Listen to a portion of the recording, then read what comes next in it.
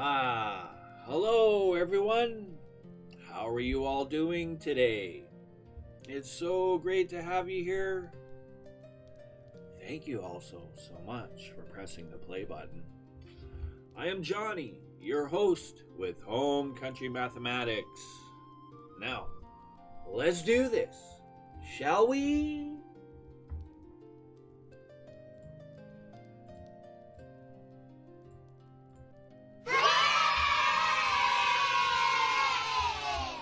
Okay, guys and gals, it is a pleasure. Welcome. Thank you all for stopping by, intrigued, interested, and also for learning along with the channel. You know I love that. Every single one of you. Awesome. Awesome. Let's go. Okay. We are in Chapter 2. Solving linear equations, which is fun, and it's so great.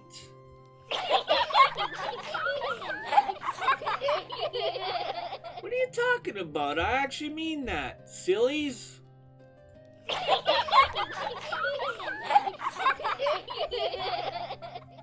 We're on Unit 2-2, the topic, solving equations by using addition and subtraction. It's as easy as adding and subtracting.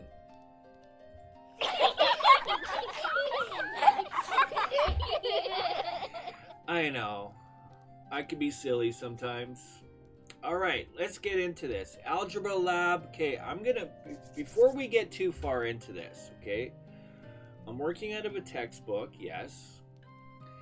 How do I say this kindly and politely? I'm not really a fan of the teaching method that is in the book. I understand that they're trying a different approach per se in teaching to help people. They too want people to be also successful in mathematics, such as I. But what I'm going to do, I'm going to share with you their concepts, but briefly. I want to teach you guys and gals the super easy, most simplest way. We're going to keep it simple over here, all right? KISS method. Keep it simple, Stanley.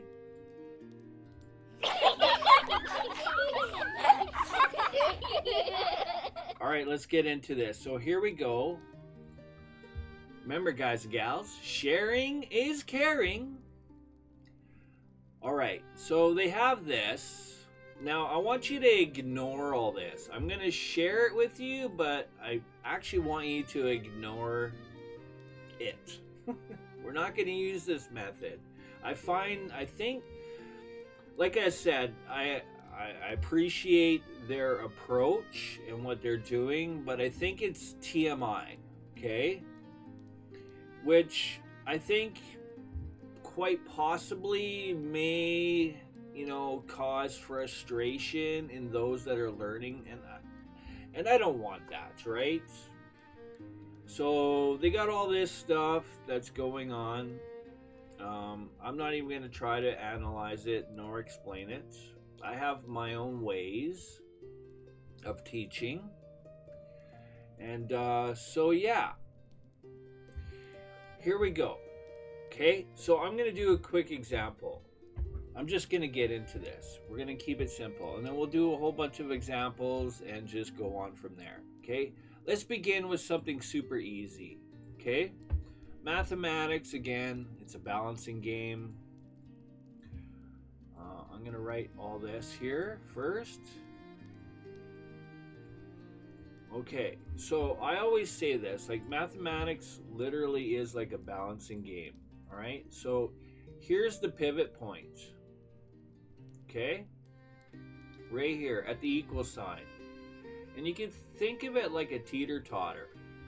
All right, so I'm going to try to, well, it's kind of close. Close enough. It all looks good from an airplane, right?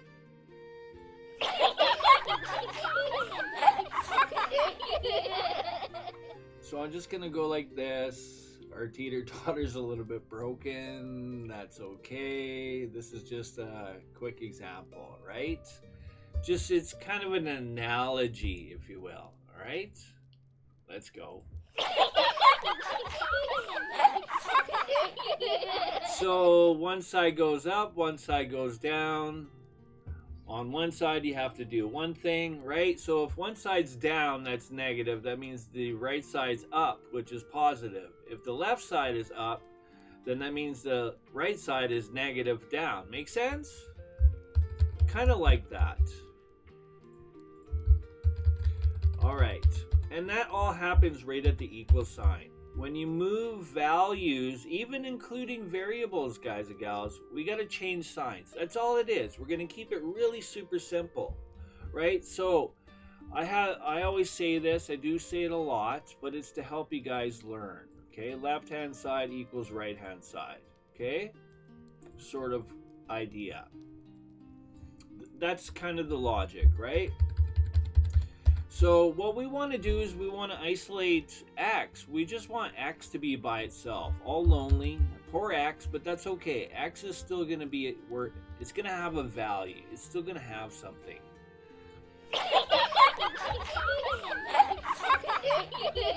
Okay, so it's not going to be totally 100% alone, all right? X will have friends, which is great. Oops, wrong button. It's not what the one I wanted to... blah, blah, blah. It's not the one I wanted to press. That's okay.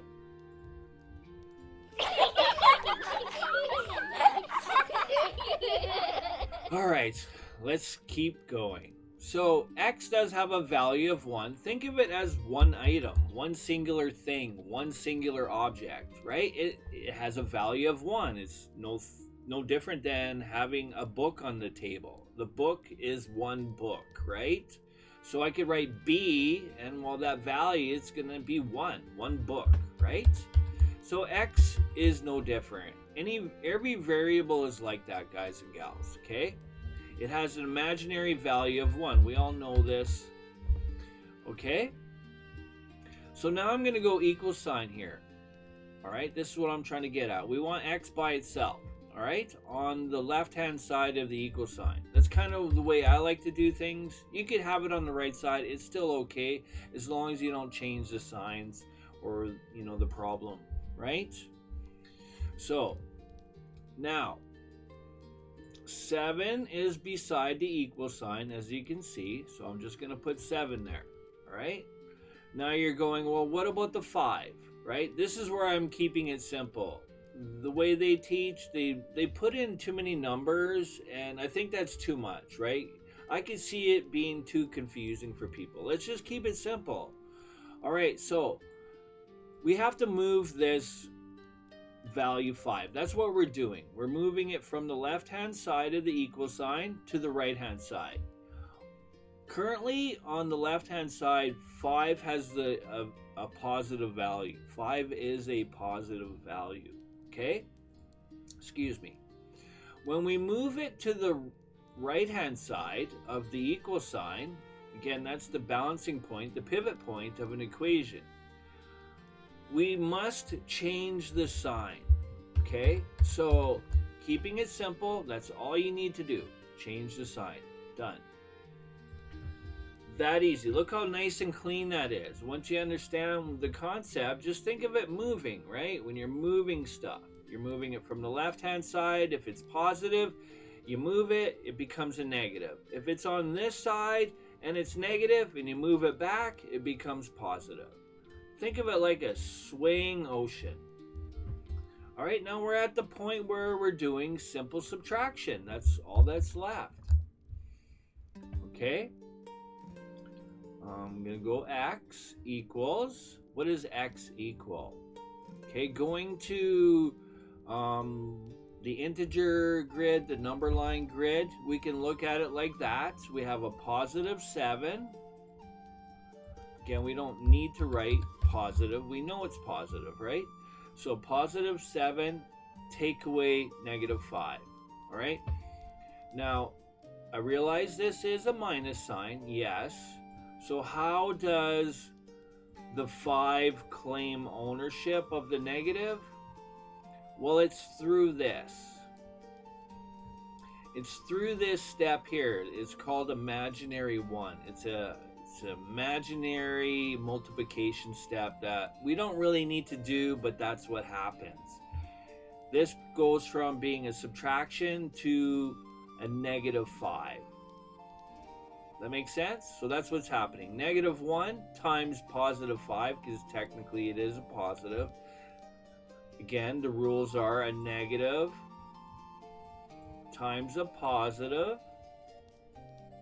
equals negative. Okay? Always remember that. Alright, there is one more other one, but in this case we don't need to know that one. It's negative times a negative equals positive. Alright?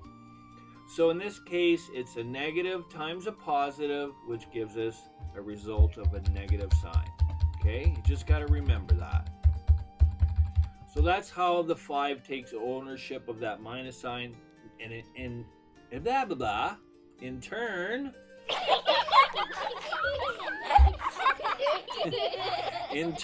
it makes that 5 a negative.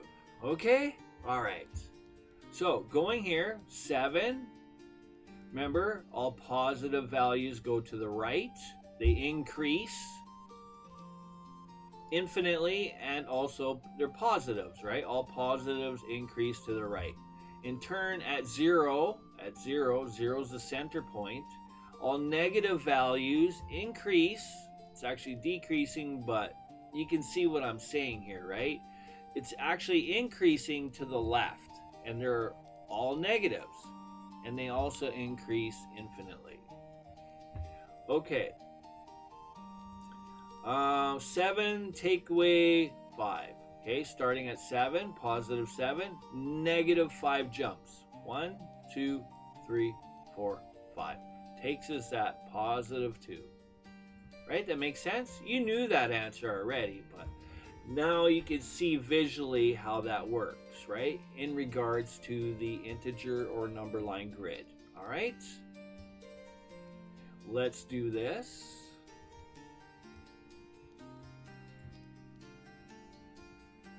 I know that was a lot, but I think the explanation is very important.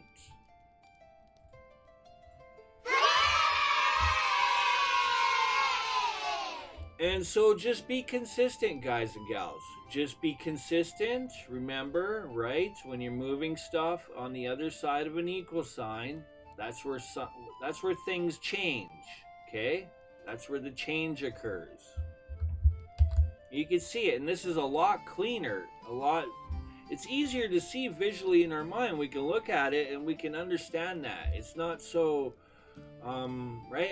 That's why I want to get away from that other teaching, because it's way too much and way too confusing. And I truly want you all to be successful at this. I want you all to be winners, chicken mathematical dinners.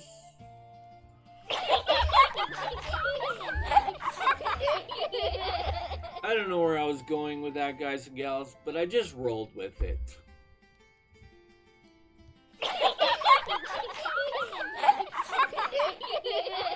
Okay, I'm going to leave it at that for now. I'm going to allow you to absorb that information. We will do more problems, further problems. Yes, we will. Do stay tuned. It is so great to have you. I am Johnny, and I'll see you in the next video. Thank you all for watching, and take care for now.